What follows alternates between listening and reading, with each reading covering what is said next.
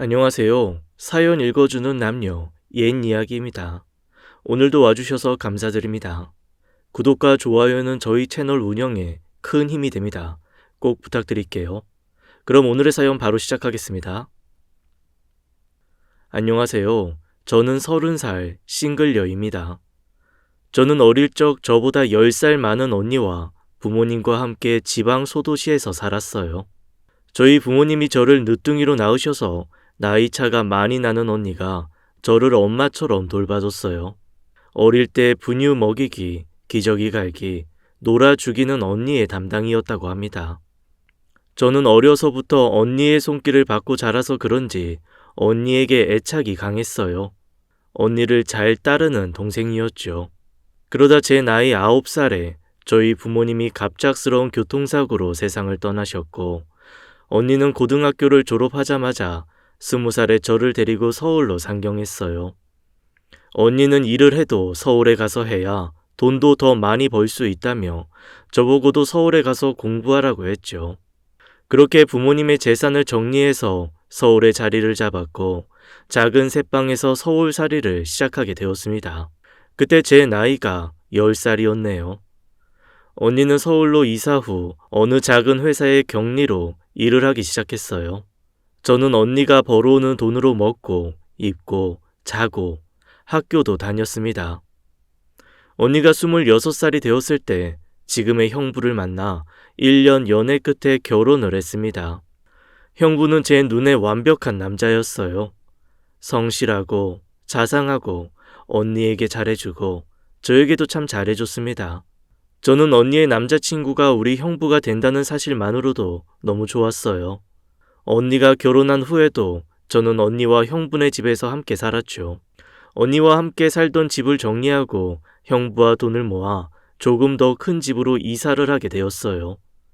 그때 처음으로 제 방이 생겼는데 얼마나 행복하던지 지금도 그 기분이 잊혀지지가 않아요. 제가 중학교 시절 아주 잠깐의 방황하는 시기에도 형부가 있어서 삐뚤어지지 않고 바른 길로 나아갈 수 있었던 것 같아요. 시간이 흐를수록 우리 세 사람은 가족이라는 울타리에 서로 돈독한 사이가 되었죠. 특히 형부는 저에게 있어 친오빠이자 아버지 같은 사람이었어요. 언니는 저에게 엄마나 다름없었고요. 저는 정신적으로 두 사람을 무척 믿고 의지했습니다. 그렇게 시간이 흘러 저는 20대가 되었고 언니의 성화의 전문대를 졸업하게 되었어요. 사실 저는 공부에는 흥미가 없었는데 언니는 저에게 너만이라도 꼭 대학을 가라고 성화였죠. 본인은 상황이 안 돼서 대학을 다니지 못한 게 한이었나 봐요. 저는 그냥 고등학교를 졸업하고 언니처럼 격리로 취직하고 싶었는데 언니의 성화의 관광호텔학과에 입학하게 되었고 언니 덕분에 대학을 다니며 즐거운 청춘을 보내게 되었습니다. 대학을 졸업 후에 저도 빨리 돈을 벌어 그동안 절 키워준 언니에게 보답하고 싶었어요. 저는 대학을 졸업하자마자 호텔에 취업을 하게 되었고 처음 일하고 받은 월급은 모두 언니에게 갖다 주었습니다. 언니는 이내 눈물을 흘리며 저에게 그동안 예쁘고 바르게 잘 커줘서 고맙다며 이제 너 스스로 책임질 수 있는 사회인이 된 걸 축하한다고 했죠. 그 말에 저도 울컥해서 언니를 부둥켜 안고 울었어요. 고마움과 기쁨의 눈물이었습니다. 그러다 제 나이 25살이 되었을 때 형부가 한 남자를 소개시켜 주었어요. 사실 저는 소개팅할 마음이 없었는데 형부의 친구가 형부 지갑 속에 있는 제 사진을 보고는 저를 꼭 좀 만나게 해달라고 부탁한 거였어요. 저도 형부의 부탁이라 흔쾌히 소개팅을 하게 되었죠. 그 자리에는 주선자인 형부와 저, 그리고 소개팅 남과 함께하게 되었습니다. 내가 우리 처제 엄청 아끼는 거 알지? 내가 큰맘 먹고 소개시켜주는 거니까 진짜 잘해라. 알았어. 아이 말 안 해도 잘할 거니까 넌 걱정하지 말고 그만 가봐. 그런데 그때 갑자기 저희 언니가 소개팅하던 카페로 들어오더니 형부에게 화를 내더군요. 당신 내가 지수 소개팅 해주지 말라고 했지? 형주씨 미안해요. 제 동생 데리고 갈게요. 언니는 제 손을 잡아 끌고 카페 밖으로 나왔습니다. 저는 언니의 손을 뿌리치며 도대체 왜 그러냐고 물었죠. 지수야, 언니 저 사람 무서워. 눈빛이 무섭다고. 언니는 네가 저 사람 말고 더 좋은 다른 사람 만났으면 좋겠어. 평소 사람 겉모습만 보고 판단하면 안 된다고 말했던 언니가 형주 씨를 외모만 보고 나쁘게 평가하니 좀 아이러니하더라고요. 저는 언니에게 무섭게 생겼다는 이유로 만나지 말라는 건 너무한 거 아니냐고 말했죠. 언니는 제 말에 더 화를 내며 만나지 말라면 만나지 마! 라고 단호하게 말했습니다. 언니의 강압적인 말투에 오히려 더 반발심이 생겨 너무 간섭하는 거 아니냐며 언니에게 대들었죠. 그러자 언니는 간섭? 내가 너한테 이 정도도 못하니? 라고 하더군요. 결국 전 언니의 말에 마음이 상해서 됐다며 내 마음대로 하겠다고 하고는 그 자리를 떠났습니다. 그렇게 언니와 헤어진 후 집에 돌아와 보니 그 남자에게서 전화와 문자가 잔뜩 와 있었습니다. 저는 오늘 일을 미안해하며 사과했죠. 그런데 그 남자는 언니가 절 많이 사랑해서 그런 것 같다면서 이해해주고 웃어 넘기더라고요. 그 후로 저는 그와 자주 연락을 하며 지냈고 언니 몰래 밖에서 만나기도 했습니다. 그는 참 귀여운 사람이었어요. 제 앞에서 실수도 하고 부끄러워하면서 저를 많이 좋아하는 게 온전히 느껴졌습니다. 저와 나이차가 띠동갑만큼 나는 사람이었는데 저런 순수한 모습에 저도 그에게 마음을 열게 되었죠.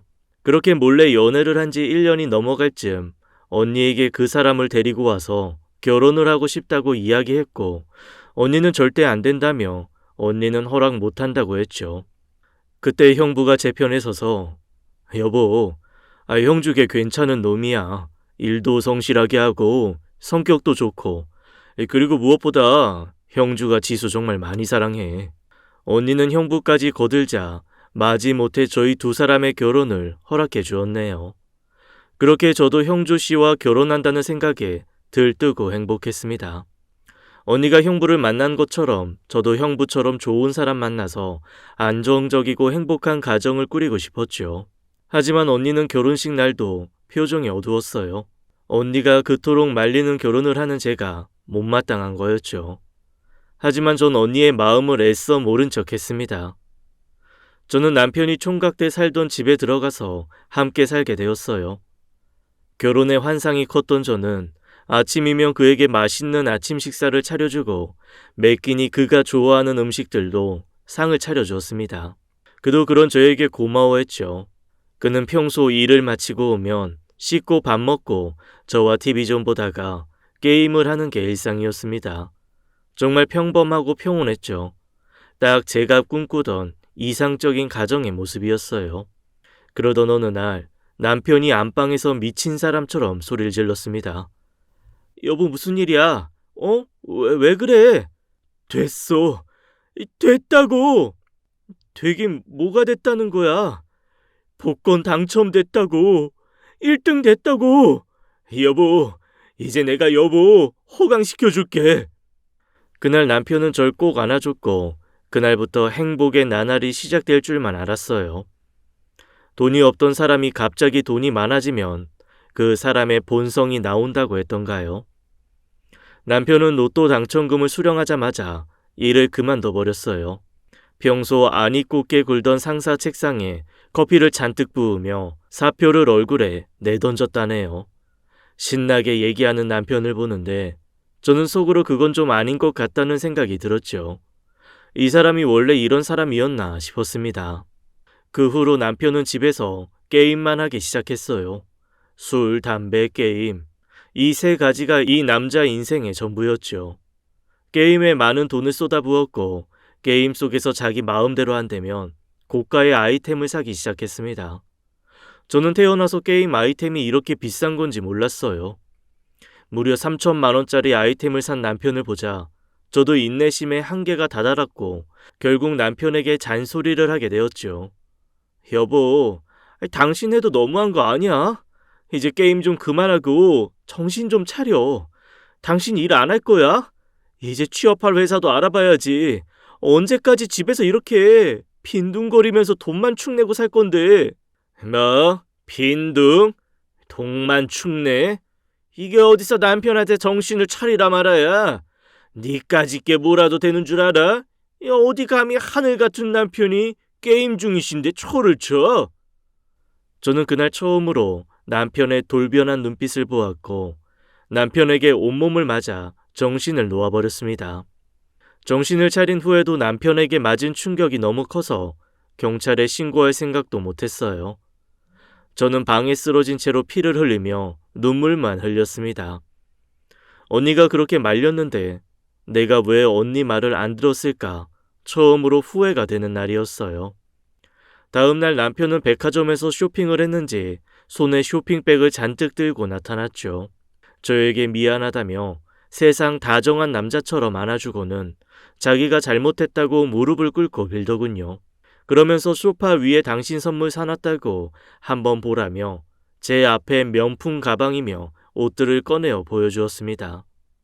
남편은 어제 자기가 술을 많이 마셔서 큰 실수한 것 같다며 용서를 빌었고 제가 용서해주기 전까지 절대로 일어나지 않겠다는 말에 저는 하는 수 없이 그를 용서해 주었네요. 하지만 한 번이 어렵지 다음부턴 쉽다는 말이 있죠. 그 후로 남편은 툭하면 자기 기분이 안 좋을 때마다 절 때렸습니다. 이제 일상에서 뺨 막는 것 정도는 아무것도 아닌 일이 되었죠. 일주일에 한 번 정도는 남편의 발에 배가 걷어차여 날아갔던 것 같아요. 남편에게 맞을 때마다 언니와 형부에게 달려갈까 생각했지만 언니에게 이렇게 사는 모습을 보여줄 수 없었습니다. 왜냐하면 언니가 알면 너무 속상해할 것 같았으니까요. 그렇게 하루하루 그를 참아내며 지냈습니다.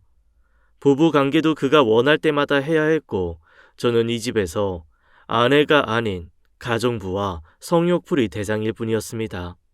그러다 결혼한 지 1년 만에 임신한 걸 알게 되었고 남편에게도 이 사실을 말했습니다. 남편은 축하한다며 무척 좋아했어요.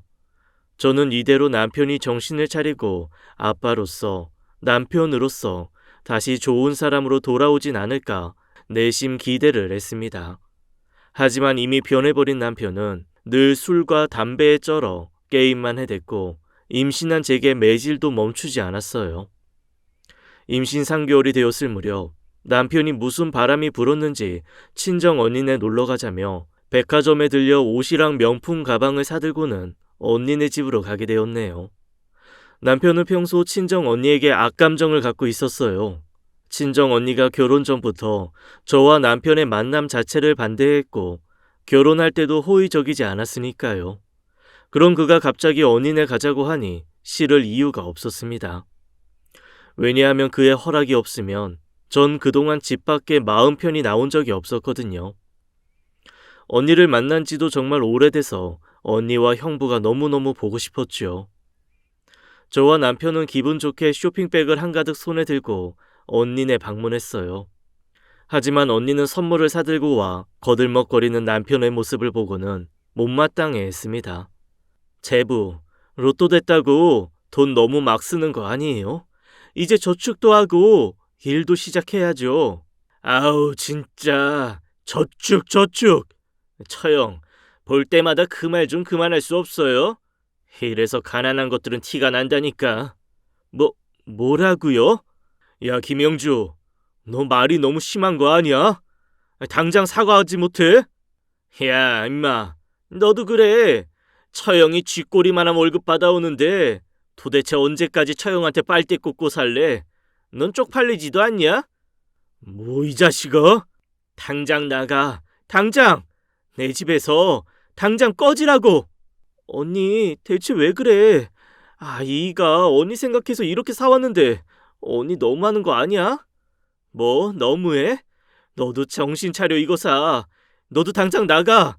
이제 우리 집에 올 생각도 하지 마. 누가 오고 싶대? 나도 이제 여기 안 와. 그날 제 남편 때문에 저와 언니는 말다툼을 했고 그렇게 서로 의절한 채 헤어졌습니다. 그동안 언니와 왕래를 못해서 몰랐는데 형부가 직장에서 실직한 바람에 4개월째 백수로 지내고 있었다네요. 제 남편이 형부에게 그런 막말을 쏟아내자 언니가 당연히 화낼 만했죠. 저도 그런 제 남편이 정말 미치도록 너무 미웠습니다. 저는 집으로 돌아와 제 친정 식구를 무시한 남편에게 화가 나 대들었죠. 당신 해도 너무하는 거 아니야? 언니랑 형부한테 어떻게 그런 말을 할 수 있어? 나 이제 당신이랑 못 살겠어. 우리 이혼해. 뭐? 이혼? 이게 어디서 이혼 타령이야? 저는 그날 이혼 이야기를 꺼냈다가 지금껏 맞은 것 중에서 가장 심하게 맞았고, 이러다 내가 죽을 수도 있겠다는 생각이 들었습니다. 남편에게 심하게 배가 짓이겨졌고 저는 다리 사이로 피가 줄줄 흐르는 걸 보았죠. 그렇게 제 첫 아이는 유산되었어요. 저는 병원으로 실려갔고 병원에서는 가정폭력 정황이 의심된다며 신고하려 하였죠. 하지만 전 계단에서 구른 거라고 거짓말을 해야 했어요. 그렇지 않으면 남편이 당장 언니와 형부를 찾아가 전부 죽이겠다고 했으니까요. 남편은 병원에서 세상 다정한 남편인 척 연기했습니다. 전 아이를 잃은 슬픔도 컸지만 병원에 있는 동안만이라도 남편에게서 해방된 기분에 한편으론 마음이 편했네요. 그렇게 며칠이 지나 퇴원을 했고 집으로 돌아와 똑같은 일상을 보냈습니다. 아직 몸을 다 추스리지도 못한 어느 날 아파서 누워있는 제게 남편이 담배를 사오라고 시키더군요. 저는 슈퍼에 갈 채비를 했고 남편이 화장실에 간 사이에 잽싸게 가방을 싸서 나왔습니다. 집에서 나와 도망을 치는데 혹시나 남편이 내가 짐 싸서 나간 걸 알아챘을까봐 가슴이 두근거렸어요. 뒤에 남편이 쫓아오는 건 아닌지 불안해하며 계속 뒤를 돌아보았고 집에서 어느 정도 멀어졌을 때쯤에서야 마음이 놓였습니다. 그런데 막상 집을 나오니 어디로 가야 할지 모르겠더군요. 제가 아는 곳이라곤 언니네뿐이었죠. 하지만 언니에게 이런 몰골을 보일 순 없었어요. 저는 형부에게 전화를 걸었습니다. 형부네 집 근처에서 형부를 만났고 형부는 멍든 제 얼굴을 보고는 울더군요. 이게 어떻게 된 거야? 그 자식이 이런 거야? 처제 내가 정말 미안해. 그런 놈인 줄도 모르고 내가... 형부는 절 안아주며 한참을 울었습니다. 지수야, 그러지 말고 우리 경찰에 신고하자. 형부, 그건 절대로 안 돼요. 그럼 그 사람이 진짜로 저 죽일지도 몰라요. 저 당분간만 지낼 곳 없을까요? 그럼 우리 집으로 가자. 그건 안 돼요. 언니가 저 이런 거 알면 언니 쓰러져요. 형부는 저에게 지갑에 있는 돈을 다 뺏어 주고는 일단 모텔에서라도 지내고 있으라고 했습니다. 저는 그 돈으로 찜질방에 갔어요. 거기서 며칠을 지냈죠. 형부가 준 돈도 다 떨어져 갈 때쯤 형부에게서 연락이 왔습니다. 지수야, 언니 출장 갔어. 일주일간 집에 안 들어온다니까 우리 집으로 어서 와. 저는 언니 몰래 언니네 집으로 갔어요. 그리고 언니가 없는 동안만 그곳에서 지낼 생각이었습니다. 형부는 저에게 편히 쉬라며 안방을 내어주었죠. 저는 그동안 몸도 마음도 너무 지쳐 있었는지 침대에 눕자마자 잠이 들었습니다. 한참을 자고 일어나니 형부가 밥을 한 상 차려 내어주며 어서 먹으라고 했죠. 어제 돈이 다 떨어져서 쫄쫄 굶고 있던 저는 형부가 차려준 음식을 보자마자 허겁지겁 먹었습니다. 음식을 먹다 보니 처량한 내 신세가 슬퍼 눈물이 왈컥 쏟아졌어요. 형부도 저를 달래주다가 안쓰러워하는 마음에 눈물을 흘리더군요. 그날 형부와 함께 부둥켜 안고 엉엉 울었네요. 형부네 머문 지 5일째 되던 날 집으로 남편이 찾아왔더군요. 저는 재빨리 베란다 창고에 숨었어요. 남편은 제 이름을 부르며 집으로 들어왔고 여기저기 뒤지기 시작했죠. 형부는 지수를 왜 여기서 찾냐며 당장 나가라고 소리쳤고 너 같은 친구 둔 적 없다고 다시는 우리 집에 오지 말라며 남편을 쫓아냈습니다. 저는 두근거리는 심장을 진정시키고 창고에서 나왔네요. 형부는 제가 아무래도 여기 계속 있으면 형주가 또다시 찾아올지 모른다며 다른 곳으로 가자고 했습니다. 그렇게 형부 차를 타고 도착한 곳은 다름 아닌 형부의 본가였어요. 형부의 아버지께서 혼자 살고 계셨고 절 그곳에 사정 얘기를 한 후에 맡기게 되었어요. 그렇게 이곳에서 일주일 정도 지냈을 때 제가 샤워를 마치고 욕실을 나오는데 그곳에 언니가 서 있었습니다. 저는 너무 깜짝 놀라 심장이 멎는 줄 알았네요. 언니는 언니의 시아버지께 반찬을 해서 갖다 주러 온 거였죠. 저와 마주친 언니도 저 못지않게 깜짝 놀라며 네가 왜 거기서 나와? 라고 물었습니다. 그때 시아버지가 어리둥절해 하시며 사돈 처녀 우리 집에 와 있기로 한 거 너도 다 알고 있는 거 아니었냐며 얘기하셨죠. 그때 마침 형부가 들어왔습니다. 형부는 당황하며 횡설수설 상황을 설명하려 했지만 언니는 시아버지께 다음에 찾아뵙겠다며 인사를 하고는 저와 형부를 끌고 나갔죠. 형부는 저에게 처제, 우리 이제 그냥 다 말하자 라고 했고 저는 안 된다고 우겼어요. 언니는 저희 둘을 보며 황당해하며 한편 화도 나 있었죠. 동생인 제가 형부네 본가에서 살고 있었으니 얼마나 이 상황이 이상하고 이해가 안 됐겠어요. 그런데 그때 제 남편이 걸어오더군요. 어떻게 알았는지 저를 찾으려 형부의 본가까지 찾아온 거였죠. 당신 여기 있었네. 한참 찾았잖아. 지수는 제가 할 말이 있어서 제가 데려갈게요, 저요. 형부는 안 된다며 저를 못 데리고 가게 하려고 막았습니다. 그러자 언니가 그냥 가게 냅둬. 어차피 우리 얼굴 안 보기로 한 애였어. 라고 했고 저는 그렇게 남편 손에 이끌려서 집으로 갔습니다. 집으로 간 저는 미친 사람처럼 소리를 지르고 물건도 집어던졌어요. 여보, 제발 이혼해줘. 당신이랑 더 이상은 같이 못 살겠어. 제발 이혼해달라고. 제발. 뭐? 이혼? 이게 돌았나? 내가 이혼 얘기 2번 다시 꺼내지 말라고 했지? 어디서 감히 이혼 얘기야? 오늘 진짜 죽어볼래? 퍽퍽. 저는 남편에게 또 맞았습니다. 맞으면서 내가 오늘은 진짜 죽을 수도 있겠구나 싶었죠. 저는 더 이상 저항할 힘도 없어 바닥에 쓰러져 남편이 때리면 때리는 대로 다 맞았네요. 그런데 갑자기 현관문 두드리는 소리가 들렸어요. 당장 문 열어! 지수야! 지수야!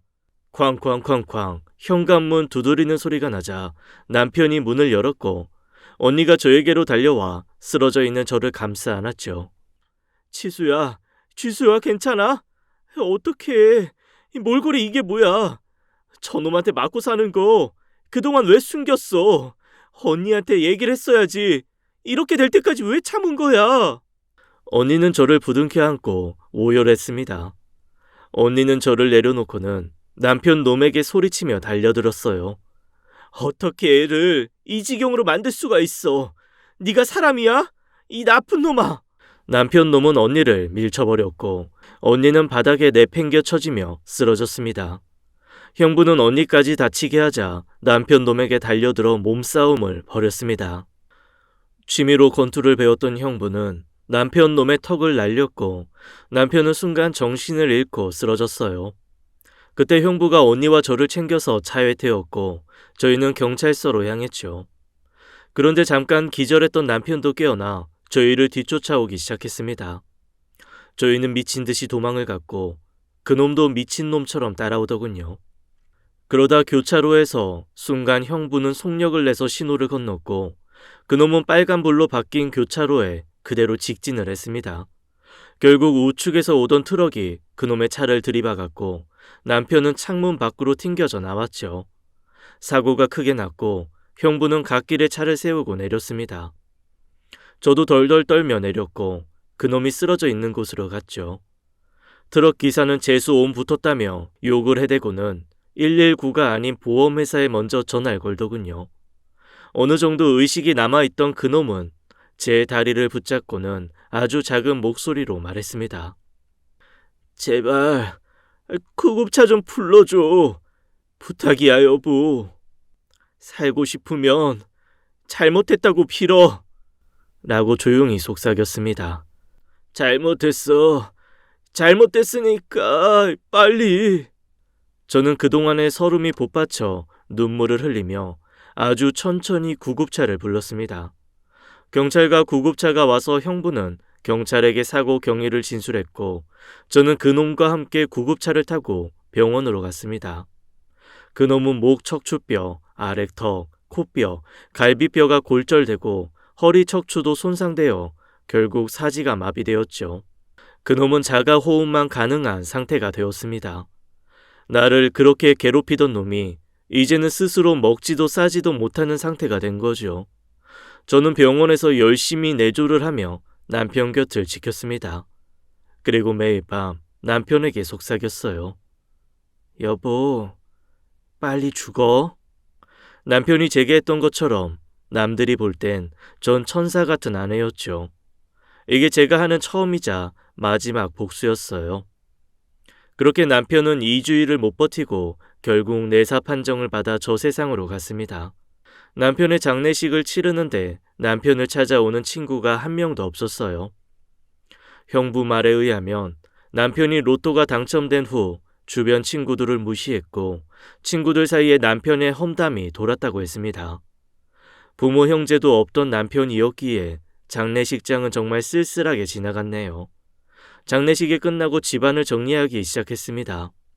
좋은 기억보다는 무서운 기억이 많았던 집에서 더 이상 하루도 있고 싶지 않아서 집을 팔았어요. 그리고 상속받은 재산으로 언니네와 같은 아파트, 같은 동으로 이사를 했습니다. 집은 좁지만 언제나 행복했고 마음 편했던 곳으로 왔죠. 저는 언니와 형부와 함께 왕래하며 다시 제 삶을 찾아가고 있는 중입니다. 이사를 하고 남은 자금으로는 형부와 함께 카페를 오픈했어요. 지금은 카페를 운영하며 제 2의 인생을 살고 있습니다. 형부는 바리스타 자격증을 따서 커피를 만들고 전 경영학 관련 도서를 읽으며 카페 운영을 돕고 있네요. 지금은 솔로의 삶을 즐기면서 행복한 시간을 보내고 있답니다. 이제 남자분은 눈이 생길 때까지 결혼 생각은 하지 않기로 했네요. 아니 어쩌면 평생 혼자 살지도 모르겠어요. 돈이 없으면 본성을 숨기고 돈이 많으면 사람의 본성이 나온다는 말이 있던데 제 남편이 딱 그 짝이었습니다. 제 이야기는 여기까지입니다. 긴 글 들어주셔서 감사합니다. 지금까지 사연 읽어주는 남녀 옛이야기였습니다. 끝까지 함께 해주신 여러분 감사드리며 저희는 다음 사연으로 돌아올게요. 감사합니다.